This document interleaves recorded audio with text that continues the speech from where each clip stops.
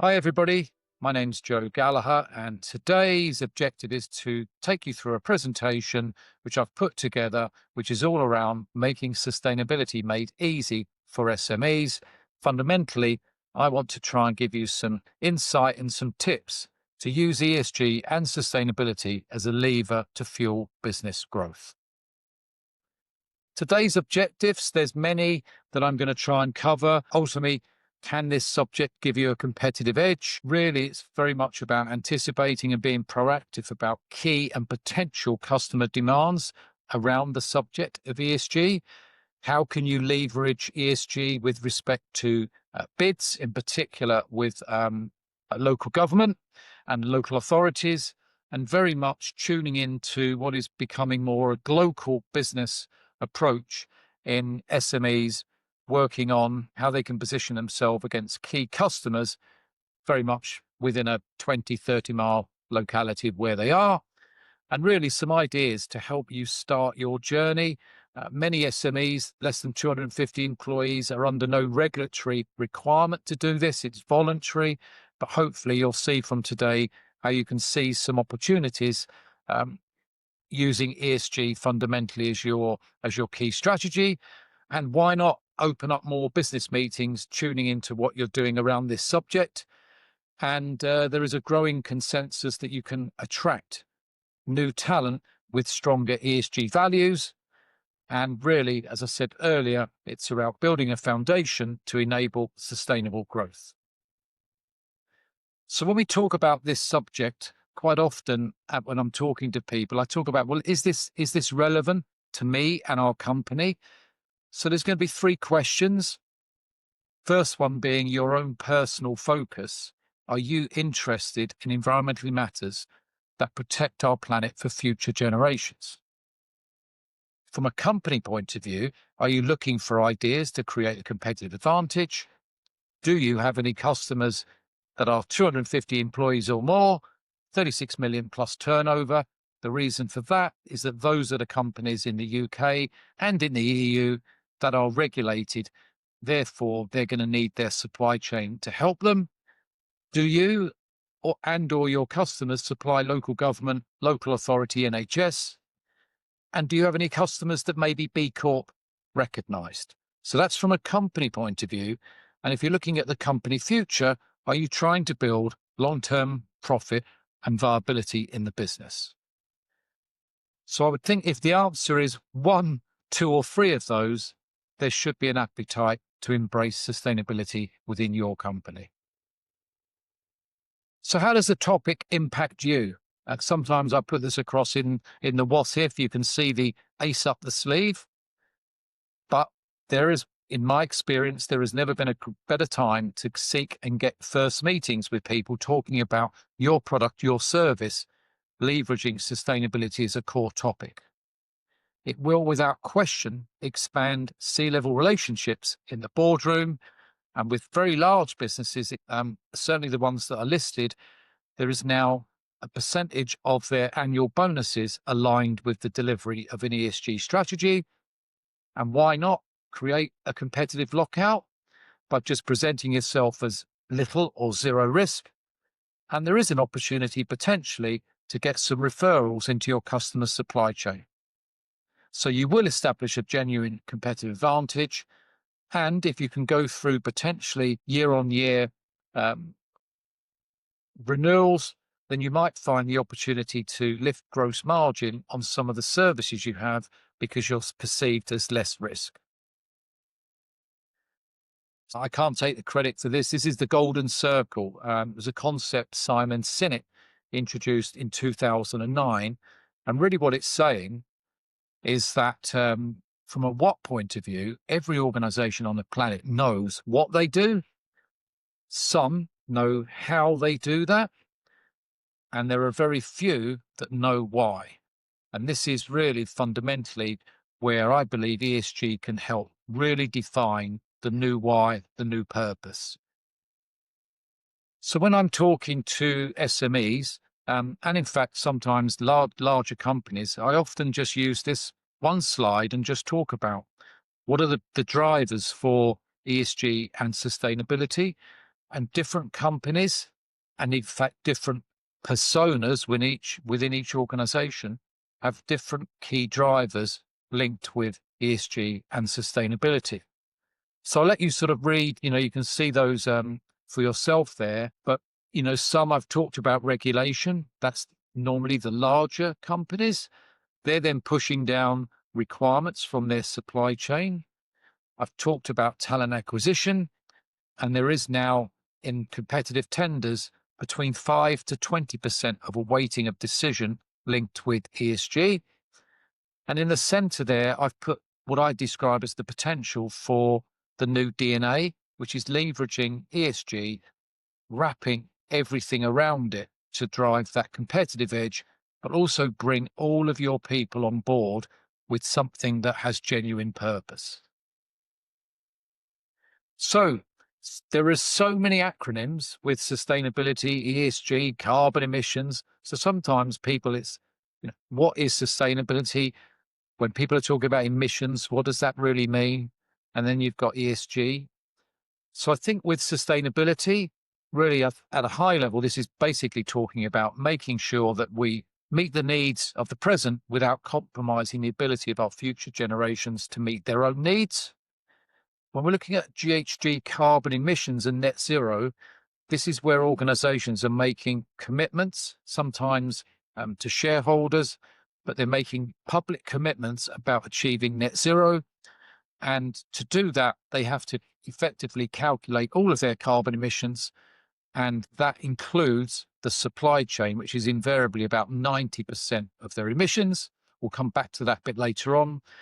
And when we're talking about ESG, this is broadening the focus away from purely carbon emissions. And the E, this is embracing and embodying social and governance as well as environmental aspects. Fundamentally, it's risk management, but it's bringing in climate change, human rights and adherence to laws, which could be geographically positioned dependent on where your company or products go. I've talked about the various acronyms, and this is not all, but this is many of the key areas of focus. You may have heard that some companies talk about potentially their B Corp. Historically, that's normally where there's a B2C product or service. EcoVadis is globally recognized as the leading sustainability rating platform, invariably where large companies force, in some examples, onto their tier one suppliers to present back in an EcoVadis format. GRI is globally recognized. That's the Global Reporting Institute. Certainly from a financial reporting, often there's a link with the GRI metrics there. On the right-hand side, I've got the UN. There's 17 sustainable development goals. There's only 16 on the slide. Apologies for that. Invariably, what some companies will do is align their SDGs to their company, and then they report back on those, and some of which then use the GRI reporting metrics to align to those SDGs. On the top left, you can see the streamlined energy and carbon reporting. Its shortened version is SECA. This is for companies in the UK that reach 2 out of the 3 thresholds, 250 employees, 36 million turnover, 18 million balance sheet. They have to report their carbon emissions along with a net zero commitment and a carbon reduction plan as part of their annual accounts submission.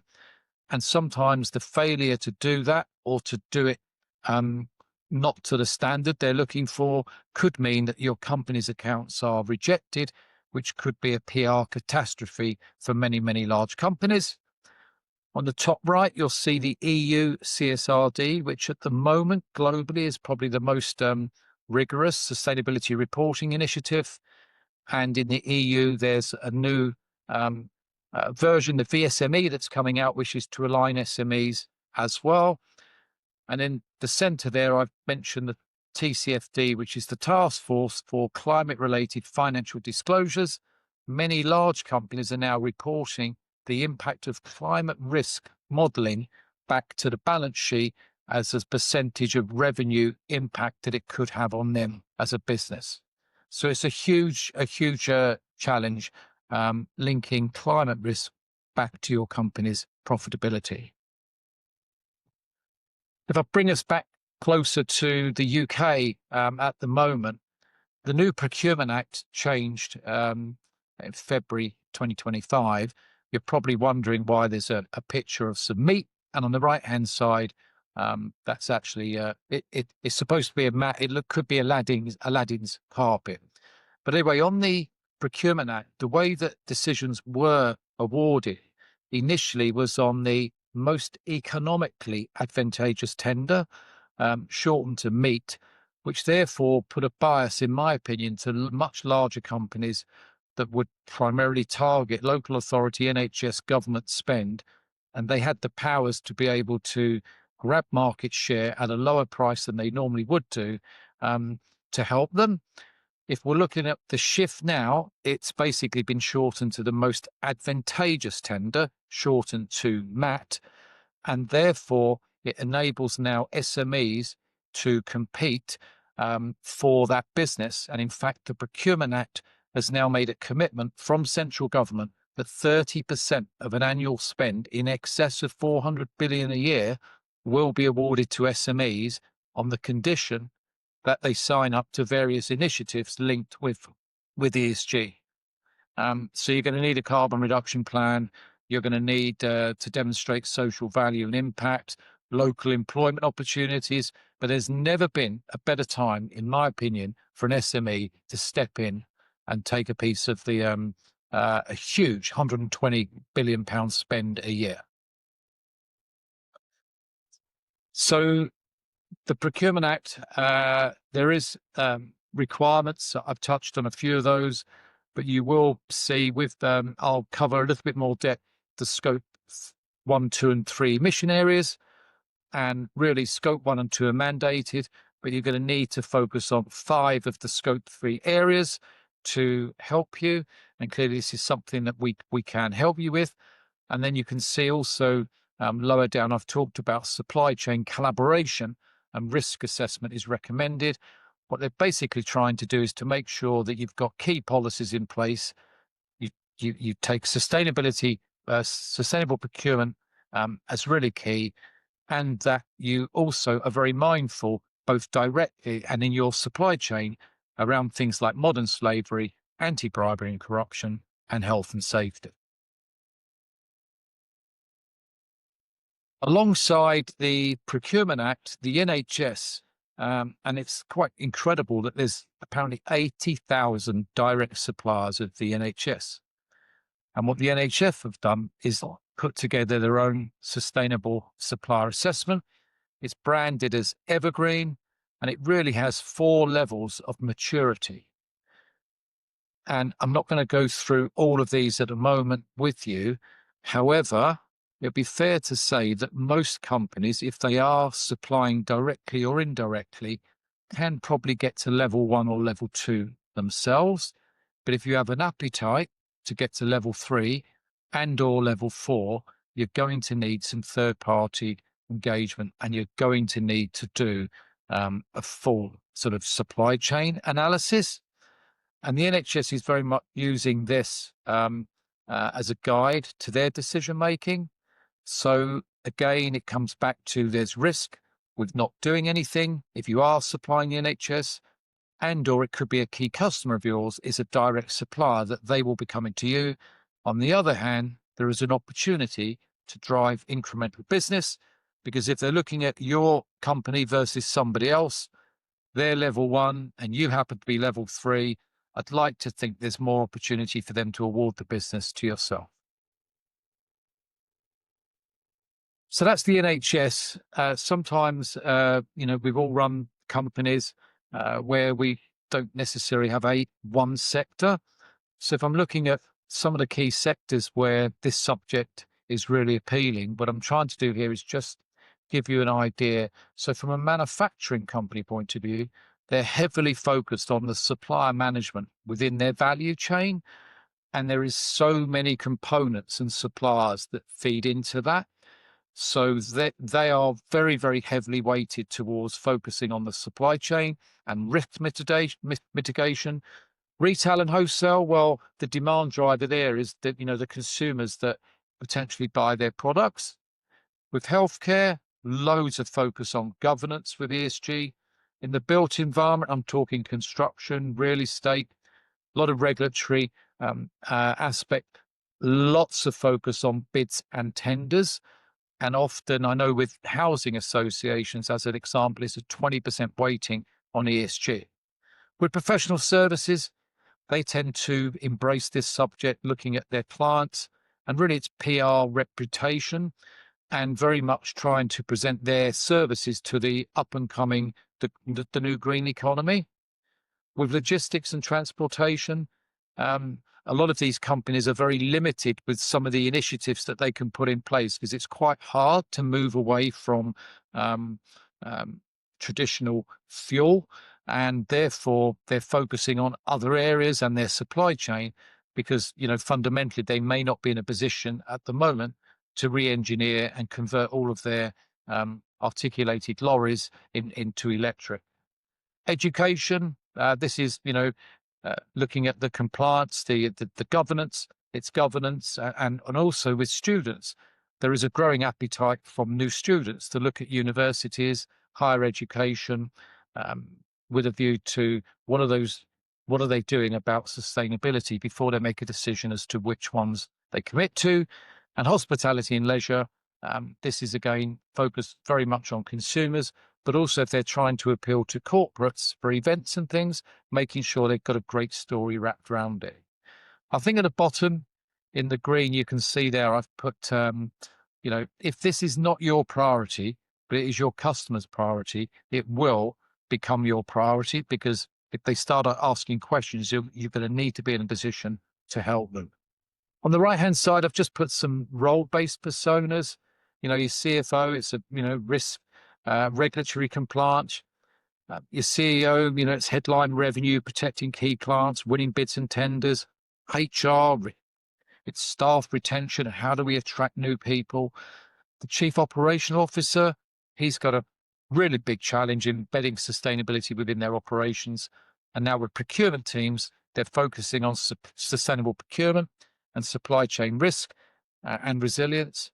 And it's fact now that 60 to 70% of a company's emissions reside in the decisions that the procurement teams make. If it's a manufacturing company, it's 90%. So the procurement teams carry a heavy focus around the subject of ESG and helping their companies reduce their emissions. So I said I would potentially share some tips and how you can be proactive. And ESG, there's never been a subject like it where you can really find out information online. So I would suggest you look at your top 5 customers initially, look at their website, the company report, online, LinkedIn as example, and just see what they're saying. And you will pick up little nuggets, which might be they talk about, we are going to embark on a supply chain assessment. Therefore, you could wait for them to come to you and ask you what you're doing, or you could get one step ahead and be proactive and actually go to them to tell them actually what you're doing. What you should be looking at is things like, have they committed to a net zero or carbon date? And is that published? Because as an example, if they were working towards becoming net zero by 2040, and you went long range and said, we're going to be net zero by 2050, there's a disconnect. Therefore, you're putting yourself at risk to them to be a viable supplier, because you're 10 years behind them on your net zero journey. So these are little things that you can pick up, and it should be easier, a lot easier for an SME to become net zero than a much, much larger organization. I always encourage, if you're putting together a carbon reduction plan, to have that visible on the website. It is a prerequisite for the Procurement Act. But if you've got people searching online about shortlisting suppliers, maybe for a tender coming up, if you're really displaying what you're doing on the website, you've got a much better chance of making the long list or a short list before they go out to tender. The other thing I find that you can pick out of the company reports, and the website is really what are they sort of saying around their values and their vision around ESG, around their people, around their suppliers. And sometimes I talk about mirroring, where you can think about what you're doing as a company and how that mirrors and aligns with them. So carbon emissions, scope 1, scope 2, scope 3. I've tried to frame this using an iceberg because essentially an iceberg, normally 80% or more of an iceberg is actually underwater. And I think to be fair with scope 1, 2, and 3, normally scope 1 and scope 2 is less than 10% of a company's emissions. The other 90% or more sits in, an iceberg is up underwater. And there's 15 categories in scope 3. And these categories invariably are out of your direct control. So you need to leverage and work with your supply chain to try and help reduce emissions. If I look at some of these, I won't go through all 15. Business travel, there is, initiatives, companies are changing the way they fly their senior people all around the world. With employee commuting, that's, encouraging potentially, cycle to work. We help with a little survey to understand the impact from employee commuting. But of the 15 categories, purchase goods and services, which is category 1, normally is 40%, if not more, of scope 3. So this is really the key area to focus on.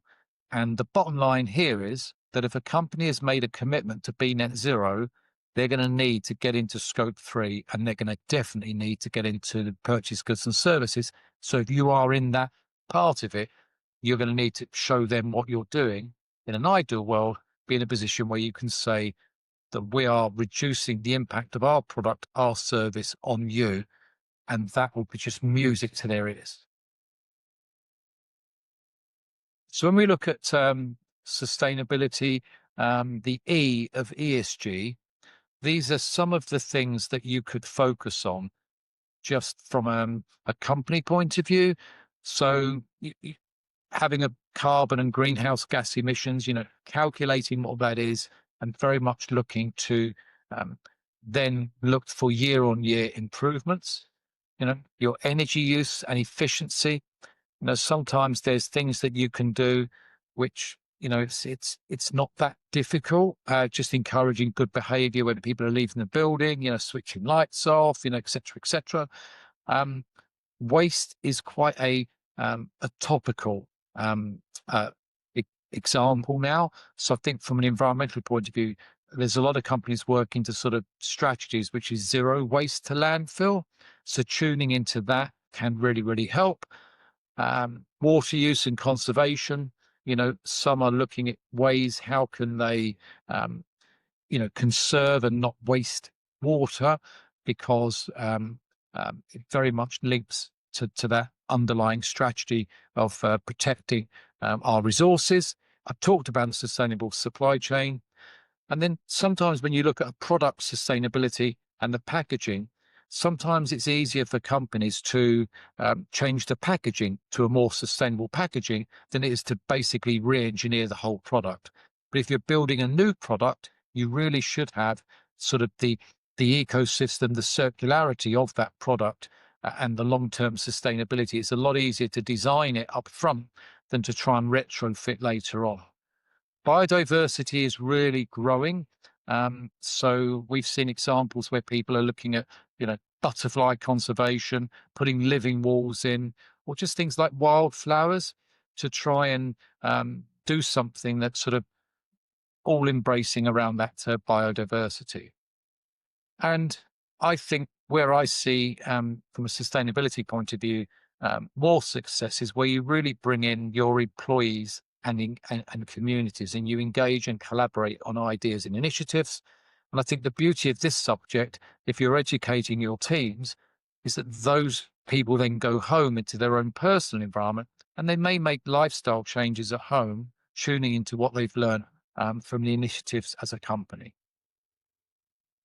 So some tips to help you on your carbon reduction. brilliant if we could do this, switching to renewable electricity, switching to things like LED lighting, turning off, things when you don't need to use them, insulation, reducing travel or alternative transport. It's not easy for everybody to walk to work and or cycle, but just looking, are there good public transport links? Can you encourage car sharing? And internally, the whole aspect around recycling. And I really think by setting up an internal sort of steering committee, environmental group, you can then just get everybody together. It's a bit of team building, but fundamentally, it's a great purpose for the output. In the midterm, this is not an easy thing, but some people are looking at sort of electric vehicles and how you can migrate to that. It's not always feasible, but if it's not feasible, it's better to conduct a feasibility study to realize that it won't work at the moment than to just sort of park it and not look at it. Responsible sourcing. So this is talking around, where you're sourcing, if you are, things, raw products and stuff like that, raw materials. And then how can you get to this zero waste to landfill? And I always encourage, putting this topic as an agenda on management meetings. And that sometimes then can reward, those individuals in the company that are driving this, so they feel that they're connected with the boardroom. And I've talked about, re-engineering potentially the packaging. Longer term, and in fact, what's happening with embodied carbon in products, the companies are now being challenged around what is the embodied carbon in your product, because like in the construction sector, there's a focus on the physical build and what embodied carbon is in that. So they're asking companies for that information. And there's also now a requirement which is started in the EU, which is a carbon border adjustment mechanism. Effectively, it's a tax on 5 products. And there potentially is the extension for that to move beyond those 5 products, without naming all 5, but just thinking of aluminium, there's cement, fertilizers. So it's products that carry sort of a high embodied carbon. So there's going to be a tax on that, but also there's a requirement to be able to account for that embodied carbon. So we're seeing now companies looking at environmental product declarations or life cycle assessments. And with the supply chain, you too could potentially look at your own supply chain emissions reduction to help support your own Scope 3 journey. And I mentioned that when you're talking about product design, it's a lot harder to retrofit an existing product, so it's got that circularity in. But if you're starting with a new product range, then you should have that in mind. The waste regulation, I think, is in waiting. This is talking a lot about the regulation is around segregation, and sometimes people talk about, I've seen the 5 R's, I've seen the 6 R's, I've seen the 7 R's, but if you just think about the 6 R's, and this is really sometimes it could be just refusing to buy something because or maybe you don't need it. There's the reduction. So then the classic here, maybe something like food, buy as much because you're going to waste it at the back end. And then what can you reuse? If you've got products, maybe technology products, could they be repaired? Is there a second market? And if there isn't, potentially you're recycling. But at the top right, it's talking about rethinking about how you design things with the sort of the 6 R's in mind. I'm going to move now onto ESG. And in summary, to me, it's all around continual improvement. A lot of companies may have signed up and have already got different ISO accreditations, which invariably it's like your car MOT once a year. It's a pass or a fail. With ESG, it's about continual improvement. So you shouldn't be scared or frightened about going in and worrying about whether you've done enough to pass. You should be thinking about what can you do to start your journey, and then more importantly, what can you do the following year to improve and just carry that on. Now, there are a number of stages within ESG. If we're looking at them broken down, effectively, you could say there's 4 stages. The first one, number one, is really just getting a feel for where you are at the moment. So it's that sort of benchmark to see where you are. Then once you've done that, you can then move into really the carbon emissions, I think, is a critical point for every SME. The supply chain brings together and harmonizes your own value chain so you can see what you can do to help, which fundamentally will help you drive down your scope 3 emissions, but it's also protecting the risk in your own supply chain because your customers will want to know there's no risk with you, but there's also no risk in your suppliers. And then you can start thinking about, sometimes we do like an ESG preliminaries, and some of this is basically doing a materiality assessment, which fundamentally is understanding what all of the stakeholders linked with your company are looking for from this subject. And then in the third area, we're now moving into sort of ESG reporting, which could be, quite basic to reflect your size of company, or there's a more advanced offering. And then on the far right, we've got the sort of regulatory requirements for those larger businesses, which for many of you, you may not be regulated in that way. But if your clients are, you're going to need to tune into what they're trying to achieve themselves. So with ESG, I'll break this down into the E, the S, and the G. The E is very much the environment, but it's focused on the responsibility. And a lot of this is harmonized around climate change mitigation, bringing in energy, water, and waste management, and then the biodiversity and land use as an additional topic. Obviously, there's offshoots off of those four key headings. When we're looking at the S in the ESG, that's the social. And here I make the link with the brand and the reputation. And this is really making sure that from a labour practice point of view, human rights, responsible supply chain, understanding the impact or connecting and adding value to your local community with really good engagement. The diversity, equity and inclusion, how do you make things fair within your company and dare I say in the suppliers that you may select in the future? And then those customer relations, really making sure, in an ideal world, you may have a product which you deliver and it'd be nice for them to return it at the end of its journey. So then you may be able to dispose, recycle or reuse in some capacity. And the stakeholder relations, whether these are shareholders, investors, I'm seeing examples now with banks who are very much harnessing ESG and the S before they lend money. So you might want to potentially get a loan for some green initiatives, and that loan could be achieved with a lower percentage of interest if you've got a strong ESG presentation. So from some tips on the social side, what you can do, I think fundamentally always encourage making sure you've got some clear policies around key topics like health and safety, like modern slavery. You could conduct an employee satisfaction survey, which might just bring in, some ideas that might then foster into things that you could do differently to improve the well-being of your staff. Fundamentally here, it's about making those links so that you can protect and reduce your attrition rate. So that's the key benefit you could attain. We do see with the social community engagement that some companies will offer their employees voluntary days where they can go out to a charity of their choice.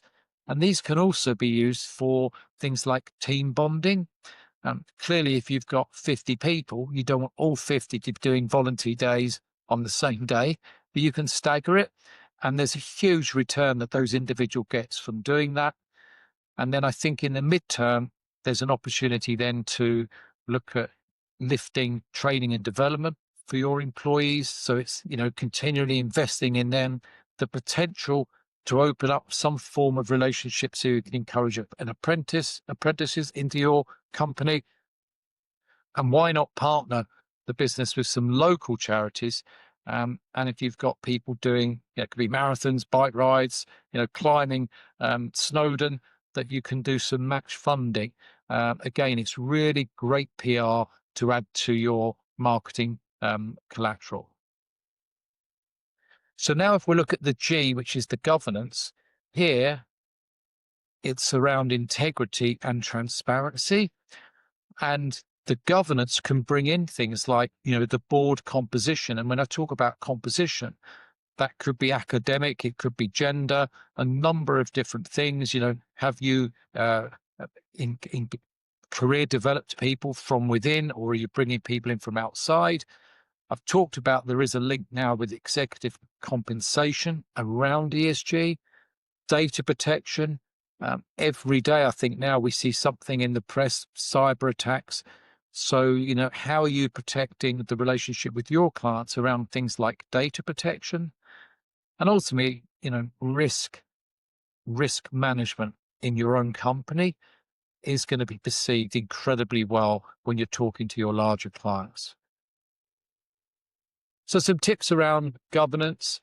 I'm sure many of you are doing these in different ways. This, from policy's point of view, code of conduct with your employees. It could also be your supply chain.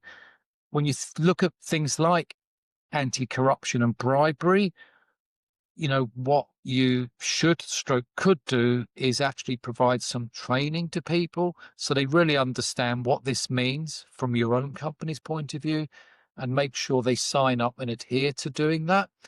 And I've talked a bit about, the protection around cyber and data protection. Some companies will just issue a policy around it without providing the training. And sometimes it's eliminating the fear. So if a staff member lost a laptop, that they don't sort of worry about that they feel that confident they can come to you and log that, because it's a potential risk.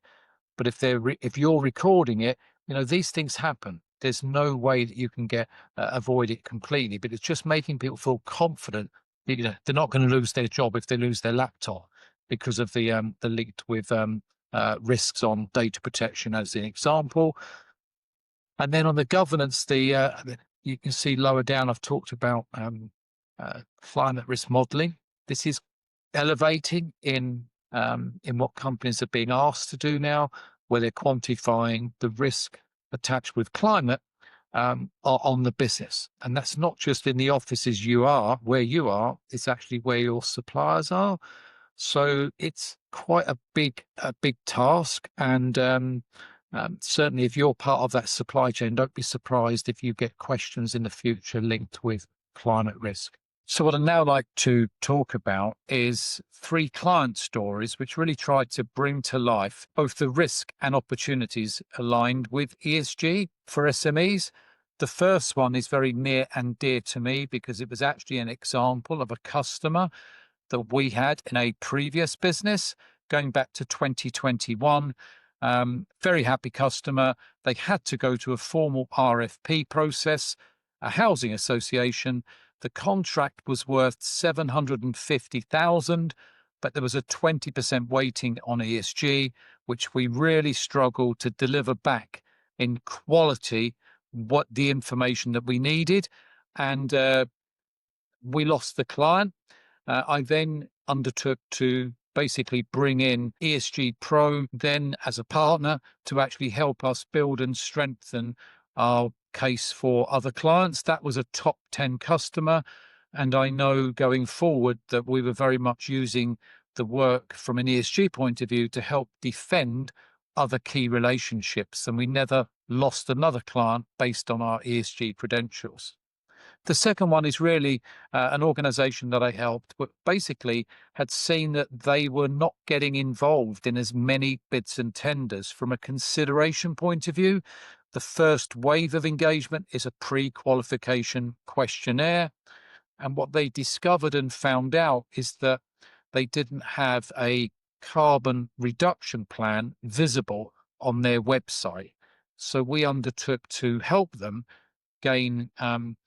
get that carbon reduction plan visible, and subsequently they're now leveraging that to open up other doors to basically get them to the first or second stage in a formal bids and tenders process. And why that's even more important now, if you're doing any business in the Procurement Act frameworks, is that there is a mandatory requirement to have, it's called a PPN 006, a carbon reduction plan visible on your website. The third one is an example of a smaller business that we helped from an ESG point of view. And we basically said to them, why don't you just go out, be proactive and talk to your key customers about what you've done? And the customer, a large organization, was blown away that this small business had actually undertook voluntary to engage from an ESG point of view. And they're now in dialogue around increasing the wallet share of the services and revenue that they get because they've presented as a low-risk SME to that particular organization. The customer benefits with ESG are really quite broad, and they cover a number of areas. You've got the sort of regulatory requirements, which I've talked about already today, tuning into those organizations, circa 35 million turnover, 250 employees. So very much we're helping protect those companies from a regulatory point of view. We've talked about customer retention, and in my opinion, there's an opportunity to build ongoing loyalty. And without question, it strengthens your opportunity to win new business, whether that's direct with corporates and or working within some of the frameworks within local authorities, etc. And we're seeing opportunities where by building brand, PR and reputation, you're potentially lifting the company valuation. And as we see the new generation of workforce coming in, potentially a lot of them have higher values attached to ESG. So therefore you can use it to attract new hires. But anything you do relative with ESG, you might find that you're hopefully going to improve your staff retention as well. So when we look at the sort of overall benefits, I'm a big fan of the Harvard business systems, the triple bottom line. You can go online, YouTube, find the video. It's about 3.5 minutes. But basically, it's about the 3 Ps, the triple bottom line, and it refers to planet, people, and profit. And where I find companies succeed the most, and from my engagement with them, I try and harness all 3 of these elements together so you can see the benefits both from an environmental aspect and doing your best to protect the interests of the planet for future generations, reducing carbon emissions, avoiding things like climate risk, helping out with air pollution. And then you move into the sort of P for people, where there's a stronger emphasis on local communities, social impact, your ability to connect, collaborate, and influence your supply chain. And we've already talked about employee retention and attracting new talent. With the profitability, well, yes, there's an opportunity to avoid regulatory fines. Customer retention, people talk about it's 5 times harder to win a new customer. So customer retention clearly helps. And you might find that you've got the potential to have higher gross margin and or non-compete renewals. We've talked about increasing chances of winning new business through bids and tenders. And there is a growing appetite now from banks and lenders when they're looking to make loans to companies to help them gear for growth, that there is ESG criteria built into that. So by delivering that back, one thing, you get access to the money. And there's also lenders now where there's examples of a lower interest rate applicable to presenting yourself from a lower risk perspective as well. And sometimes, it gets overlooked. There's this perception, you're going to pay to be green, but actually it's quite the opposite, that there is a huge opportunity to reduce operational costs whilst you're reducing carbon emissions. And clearly with brand and reputation, one would look for increasing company valuation going forward. So who are we? We are ESG Pro. we're sort of a boutique ESG related consultancy services. We don't wear any blinkers with respect to the output we're helping our clients with. So we're very fortunate to be an EcoVadis Gold accredited organization, as well as certified to B Corp, and we carry an ESG rating as well. So therefore, when we're working with our SMEs, we're very much looking at what you need for your business, your clients, and then we will basically align the way we work with you based on that. Here's some examples of our client base, and I think where, again, our engagement is across multiple sectors, and therefore we're in a wonderful position to be able to share with you different examples of where other companies have leveraged their ESG journey, and there's never been a subject like it from a collaboration point of view. So here is an example of a summary of the key services that we can provide. They range from, in some examples, it's purely focused on the E of ESG, so very much weighted towards carbon emissions reporting. For some companies, they want to achieve carbon neutrality. We then move into the sort of full ESG reporting spectrum I've talked about, whether that's the Global Reporting Institute, whether it's B Corp or EcoVadis. And we are very geared up to helping organisations of all sizes. The smallest, I believe, is sort of about £1 million turnover. Our largest client, 1.4 billion. There's a growing need for supply chain ESG risk assessments, and more companies now looking at scope 3, both from an emissions reporting, but making improvements. And also that supply chain risk assessment is linked with that. And for some companies, there's a growing challenge where they're being asked for, term is EPDs and LCAs. It's environmental product declarations and life cycle assessments, very much to understand the embodied carbon within these products, which in certain sectors like manufacturing, like construction, are really, really important as people put together their plans for, as an example, a new build. One of the other areas that we help our clients with is ESG peer benchmarking. So you can see how you're doing against your competition. And this helps you then when you're thinking about going for business. You know, the big question is, do we compete and put the time and effort into a bid or a tender?